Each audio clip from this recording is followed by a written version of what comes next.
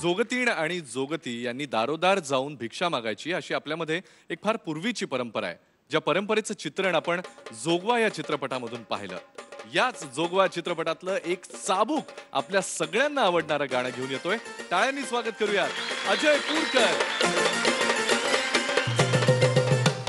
नदीच्या पल्ल्याड आईचा डोंगुर, नदीच्या पल्ल्याड आईचा डोंगुर, डोंगर माथ्याला देवीचं मंदिर, डोंगर माथ्याला देवीचं मंदिर, घालू जागर जागर डोंगर माथ्याला, घालू जागर जागर डोंगर माथ्याला, हे लल्लाटी भंडार दूर लोटून दे अंधार, आलो दुरून रांगून डोंगर येऊन उघड देवी दार.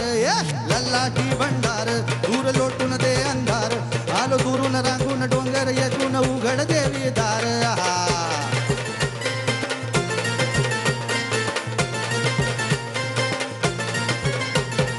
नदीच्या पाण्यावर आगीन फुलत, हे नदीच्या पाण्यावर आगीन फुलत, तुझ्या नजराच्या तालावर काळीज डुलत, तुझ्या नजराच्या तालावर काळीज डुलत, नाद आला ग जीवाच्या घुंगराला, नाद आला ग जीवाच्या घुंगराला.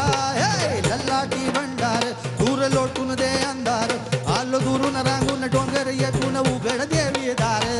लल्लाटी भंडार दूर लोटून दे अंधार, आलो दुरून रांगून डोंगर येऊन उघड देवी दार.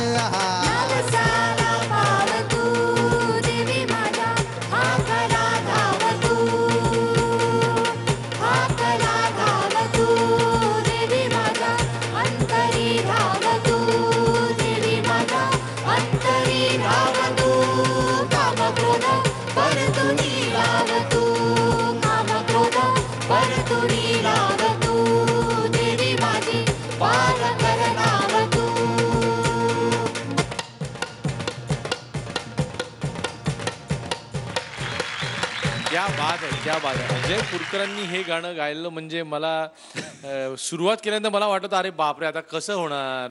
ऐकताना असं वाटलं की एकदम प्रॉपर ग्रामीण टच तो सगळा ते फोक आणि इतके दिवसाचं क्लासिकल बिचल एकदम लांब ठेवून गायलं तुम्ही. Thank you sir. खूप खूप छान.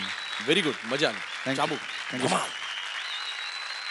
अजय तुझ्या गाण्याविषयी मला काहीच बोलायचं नाही आता, कारण त्याच्या पलीकडे गेलंय. फक्त मला असं वाटलं की लोकसंगीतातल्या बाजातलं जो आ करून गाणं जे आहे ना, फक्त आहा तेवढ्यात त्याच्यात येत होतं, पण थोडं क्लासिकलच म्हणत होतं असं मला जाणवलं. पण बाकी गाणं काय मस्त.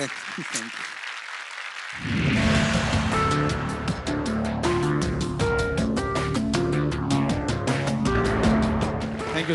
दोन्ही परीक्षकांनी नी दिलाय. क्या बात आहे. तुझी कुमारजीन बद्दलची एक आठवण काहीतरी आहे असं आपल्या बोलण्यात आलं होतं.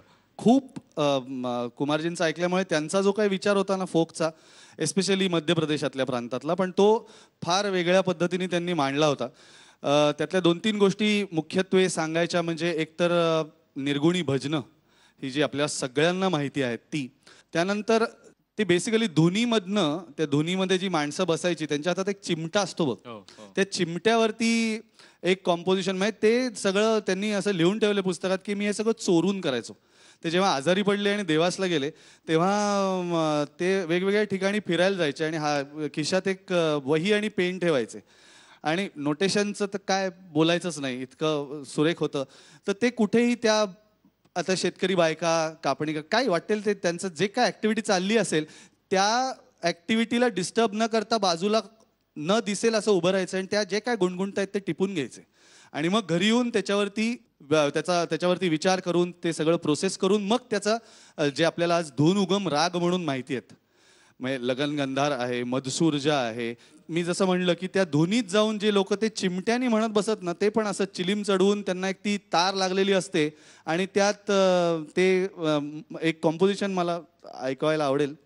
काची छे काया थारी, काची छे काया थारी, काची छे काया थारी, काची छे काया थारी, झुटड़ी से माया राम, काची छे काया थारी, काची छे काया थारी, झुटड़ी से माया राम, झुटड़ा सा लेख लिखाया राम राम राम काची छे काया थारी काची छे. हे चिमट्याच्या बीटवर आहे ऍक्च्युली.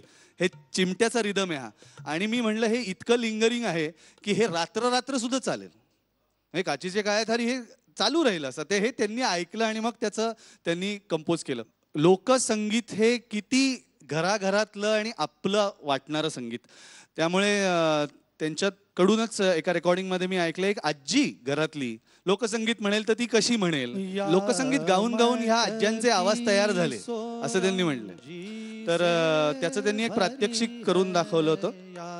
मटकी सोरम जी से भरी है भरत भरत लागो तड़को मारो हार टूटो नो सर को टूटी गया हार बिखर गया मोती टूटी गया हार बिखर गया मोती भरत भरत लागो तड़को मारो हार गुथो नो सरको. इतकं सिंपल कॉम्पोजिशन आहे की लोरी कदाचित झोप येईल असे इतकं छान. आणि मग त्याच्यावरती त्यांनी जेव्हा सांगितलं की एखादा गायक गातो तेव्हा ते फोक म्युझिक कसं ट्रान्सफॉर्म होतं किंवा त्यांनी ते कसं ट्रान्सफॉर्म केलं. या मटकी सोरम जी से भरी है या मटकी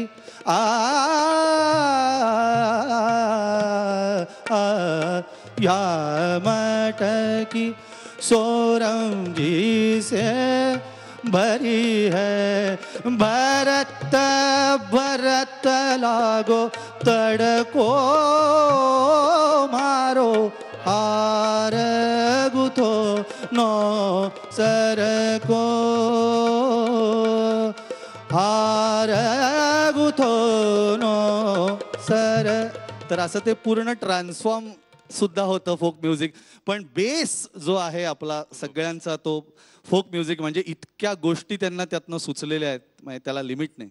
तुझे मनापासून धन्यवाद आणि एक जोरदार वोटिंग अपील होऊन जाऊ दे. हो नमस्कार. माझं गाणं तुम्हाला मनापासून आवडलं असेल तर भरपूर मतं द्या. माझा कोड नंबर आहे 5.